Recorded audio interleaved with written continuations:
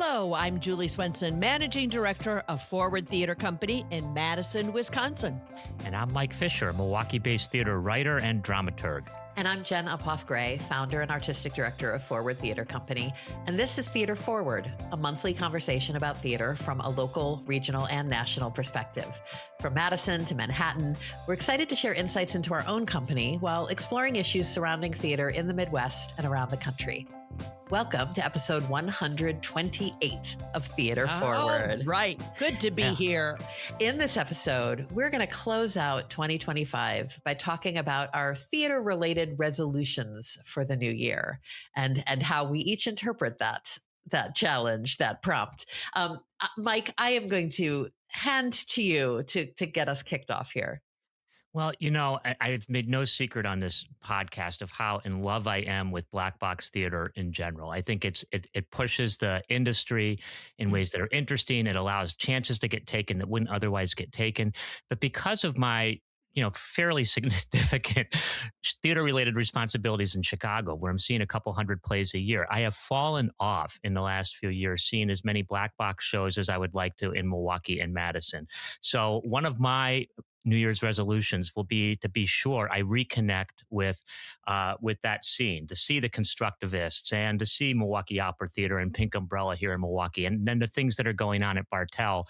Not just because it's an exciting opportunity to see the actors who are on the rise everywhere, but it's because it exposes you to newer work or the work that for all kinds of reasons that may make sense financially or prudentially, bigger theaters can't afford both financially and in terms of a potential audience share to do.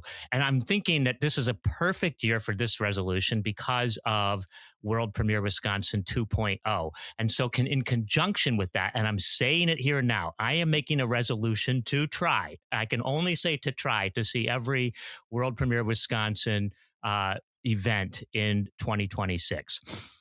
Yay, Mike. Yeah. I'll jump on that, Mike, and I'm thinking a different direction. It's interesting how we kind of get, I won't say siloed, but we get into habits. And I look at like our patrons of Forward that always tell me things about like what they've seen at APT and what they've seen in Chicago. And I remind them about Milwaukee. I'm pretty good about Chicago, APT, and Milwaukee. But you know what I don't think about hardly ever that I'm going to in 2026 is Minnesota. There are some fantastic things north of us. And I go there very seldomly. And I am going to check it out. And not just the Guthrie. I want to see a lot of the next tier in Minnesota. So that's a resolution for next year. Okay, Julie, we did not plan this, but that is one of my resolutions as well. Well, then we can road trip. I mean, and the reasoning, and there's like a really specific reason that I targeted that, wanting to go see some shows in the Twin Cities. And it is because I am realizing, and this is me as a director, not as an artistic director. When I go see plays, it is work. It's fun work. It's valuable work. It's work that I love, and it's work. Virtually everything that I see is it's at my theater. It's at my colleagues' theaters. It's looking at designers that we may want to work with. It's looking at actors we may want to work with, playwrights, directors, et cetera, et cetera, et cetera. And no matter how transportingly brilliant a production is, it is work, and my work brain does not turn off. And I mean work brain in terms of the artistic director part of my brain.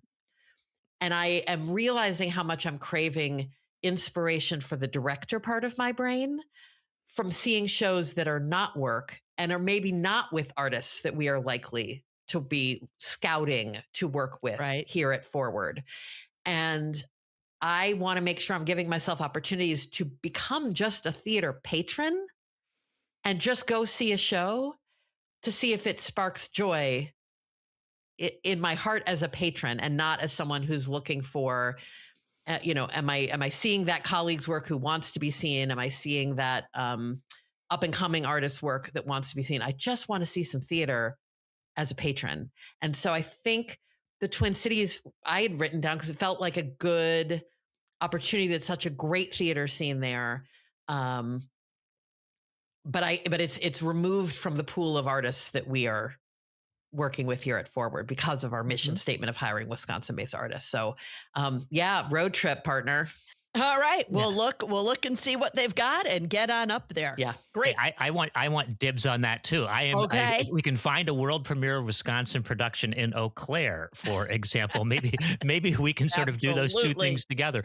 I feel Jen, that so resonates with me, and I think that most of the stuff I see in Chicago, I am judging as a Jeff Judge, and it's paradoxically here at home, where I spent all those years as a critic, but don't have that responsibility now, where I can really sink into the joy and the added joy of actors whom I really, for the most part, know and have been following for decades. And so I get all of that love without any of the responsibility of having to write about it. And it has been one of the most wonderful things, even though I miss writing criticism, that has happened to me moving over from that standpoint to what I'm doing now in the last half a dozen years, because I can just sort of enjoy things in that way. And I'm not in the position that you are as a director of having to look at these Wisconsin actors and worry about whether or not they're going to fit into the next production. So I get you. And I want to be a part of watching you do that in Minnesota. I think that would be fun. I'll go across the pond with my second resolution, and this is one that is completely event driven. Having as we did recently lost Tom Stoppard, most of whose plays I've read and many of whose plays I've reviewed. I have decided in 2026 I am going to systematically, in conjunction with the Hermione Lee biography, which is terrific, sort of go through his entire career from start to finish. Because I think that, and I feel this way about writers in general, not just playwrights. When you approach a writer in that way and look at their career chronologically and sort of see the things they're working out as they evolve from play to play, you just get a completely different and much more comprehensive perspective about what they're all about. And this is, obviously somebody that, not that any of us have ever taken Stoppard for granted. For Christ's sake, the bookstore in Spring Green is named after him. Thank you, James Bonin. He gets done a lot. I think we're going to be seeing him done a lot more in the years to come. And I want to be in a position where I can be receptive to that as I await, hopefully, joyously, with reverence in my heart, for the coast of Utopia to finally make its way to the Midwest. 9 hours and 60 actors. Why not? Black Box Theaters, this one is for you. Make it happen. I'm actually going to London in March, Mike, and I'm seeing that Arcadia's there and Indian Ink is as well, which I have not seen. So that's on the list. I'm moving a little bit further, and this is a wild dream that I've been having for a little bit. And as a managing director who handles contracts and follows equity and United Scenic Artists rules and all that kind of thing, I am seeing I think some of the people that we work with all the time, this is not probably appropriate for them, but there's a lot of opportunity for me to grab some of the younger generation and talk to them about the business of this show thing we do, and the amount of actors that just don't have time to sign a contract and get them to me, and are missing steps that I don't think is so hard if you start at the beginning of your career and really have more of an organized way of approaching that career. And I have an opportunity. I'm doing interviews for KCAC-TF. I often do designer portfolios for the colleges in Wisconsin, and that's a really good opportunity to talk to people, to remind them that a quick thank you after they've had coffee with me goes a really long way. All of just those little things that make a big difference that I don't think is being taught right now. So I'm gonna I'm going to teach it to as many people as I come into contact with.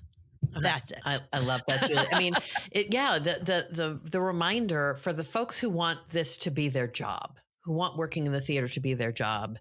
To your point at the beginning, it is show business, it is show, and it is business. And if you're going to have a career, you have to have a plan for the business side of it. It's not all, if you just want the show side, there is nothing wrong with that. And that is what you can do, community theater, academic theater. Like, there are opportunities to do that. But if you want to have this be your career and the thing you get paid for, then you have to understand some of the sort of business requirements of it.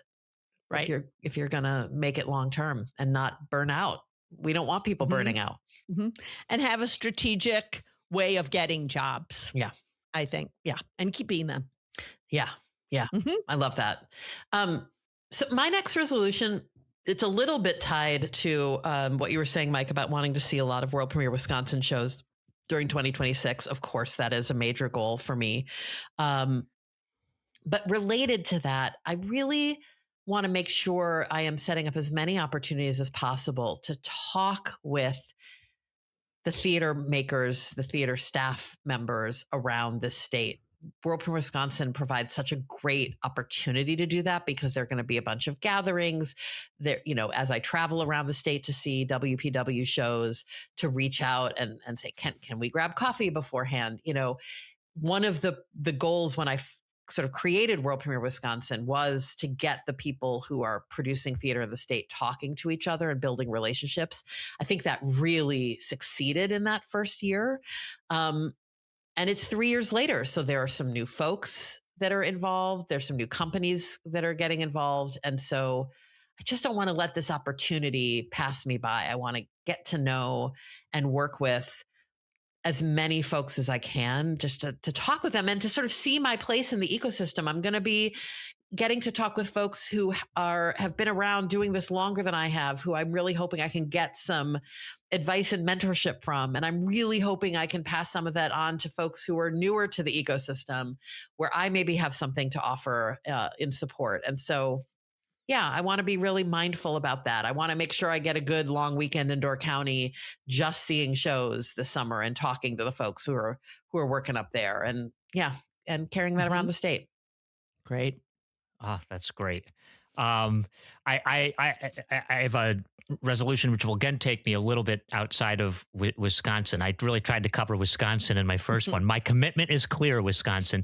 But one of the things that I'm very aware of as I've been educating myself since I became a Jeff Awards judge in 2019 is, even though I've been covering with Chicago theater going all the way back to when I started writing for the Milwaukee Journal Sentinel over 20 years ago, is having a full sense of what Chicago theater is all about. So like, I had read Mark Larson's amazing, I can't recommend it enough if you're at all interested in theater generally, forget about Chicago, his oral history of Chicago theater and how Chicago went from a nothing to really the greatest theater city in America.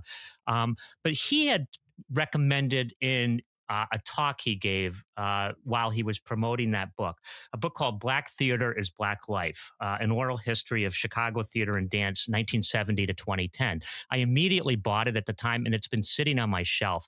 And, to be both a good judge, to be a good person in terms of supporting and trying to grow the Chicago theater community and theater in general, having a sense of the history of how important Black artists have been to making Chicago the theater town that it is super important. And I'm seeing this oral history for me as a jumping off point because it interviews all the big names, from prehistory all the way down to like Jackie Taylor and Ron O.J. Parson today. And it'll give me an opportunity, I think, to sort of explore archivally some of the work that they have done in the places in Chicago where that is held, and also to think in a more holistic way about theater. I mean, that's something you can do in any particular region that you pick, but Chicago has such a rich history and an important history. And I'm frankly ashamed I don't know that history better than I do. So I'm going to make sure when we have this conversation conversation next year, I can talk about it with at least, if not expertise, at least some knowledge. Well, Mike, here's what I'm going to do next year. Every time we will all read a lot of plays. Let me preface this. Mike and you and I are on the literary committee for Forward Theater. We read 4 plays a month. The 3 of us right now are reading 15 plays in 2 weeks for Wisconsin Rights. There's a lot of play reading. On my free time, I often read fiction. I read fiction books. But every time you mention something on this podcast about a theater book, there's a little part of me that goes, Julie, write that down and take a look. Read. So I am committed to at least 2 theater books next year. And I'm going to talk to you about which ones you think are the best. But here, you always mention some book that I don't know about. And I'm going to get a little bit more educated that way. We're going to be getting together and having a glass or a cup of coffee or something to talk about that too. Great. That'll be great. Yeah, book club. Book club. Yes. I'm excited. I'll mention this in case it would interest any of our listeners. I just gave Celia Clare, our company manager, for her holiday gift, a book that I can't remember how this came across my radar, but it was just published recently. It's called An Actor's Life, and it's a journal from an 1800s American journeyman actor who kept a journal of his life and his work. Wow. And I was like, oh, that sounds so cool. And Celia is going to eat this up with a spoon. I can't wait to hear about that one and probably borrow it afterwards. Right. I love that. The other resolution I thought I would just put out here for this next year, and it's one, Julie, that you and I have been making some plans for, and that is to really purposefully create opportunities to engage with our audience and our supporters in dialogue about things about our company that aren't the specific shows we produce. We've got this plan to launch these AMA with J&J, essentially an Ask Me Anything with Jen and Julie, to maybe start doing a couple of those every year. And maybe to have some specific topics that we set on the budgeting process, the licensing process, how do we pick plays, whatever it might be, allowing it to be, maybe curated around a topic, but then to be audience and supporter led. What do they want to know about our business? What do they want to understand about how we do the work that we do? And creating really, like, we've always tried to be very transparent. We put our budgets in our playbills. We try to talk about why ticket prices are the way they are. We try to talk about how our business works. This podcast is a big example of that, but always trying to think of new ways to demystify this profession in ways that will help build support for what we do and appetite for what we do. And so I'm excited to craft these AMAs with you and with your help, Scott, and to see how that plays out and what do we learn from it so that we can then grow that the following year. But that is something I'm putting out there. We are committed to doing that in 2026. And I'm just really excited to see where those conversations lead. Absolutely. I think it'll be fun, and it will be very different than what we're doing for the podcast. Yeah. Mm-hmm. Yeah. Yeah. Mike, I'll hand it to you to bring us home. This last one, I have to sort of give a little bit of a backstory to explain the resolution. But like the greatest possible holiday gift ever, theater related for me, has come in a double whammy in the last month, and that is 2 appointments in New York to theater critic positions, which are just going to absolutely change the world. And I really mean that. I have been shouting Helen Shaw's praises on this podcast forever, going back to even before she joined New York Magazine and was a freelancer. She is, bar none, the best theater critic in America. And she just received the chief appointment at the New York Times, having written brilliantly for the New Yorker and again for New York Magazine, and then as a freelancer before that. She is generous. She is knowledgeable. She cares about, in New York, the off-Broadway scene. She will tie together and connect, off-Broadway work with Broadway work. It is just going to be a really fantastic move. And I was so disheartened when the Times announced, over the summer that Jesse Green was no longer going to be their chief theater critic. I disagree with Jesse all the time, but I thought at least he brought knowledge to what he was doing and he cared. And it looked like the Times was going to go in this sort of social media influencer kind of direction. And they haven't. They have picked a true, fantastic critic. And then stepping into Helen Shaw's shoes at New Yorker magazine is Emily Nussbaum, who has not historically written a lot about theater, although she knows a lot about it, but about TV. And I mean, everybody on this podcast has watched more television than I do, but Emily Nussbaum is such a good writer that like both of her books, Cue the Sun, The Invention of Reality TV is the new one. I have not started that one yet, although I have it. But her first book, I Like to Watch, which was sort of a review of the golden age of American television. I mean, I was reading about shows I have not even seen. I'm embarrassed to say I won't tell you which ones, but when she writes about them, she makes it sound so good. And to have two such fantastic critics in two of the key positions and have them both be women who clearly and definitely with Helen, I can talk about this more specifically, bring a completely different perspective as a woman to what she's writing about. She just does.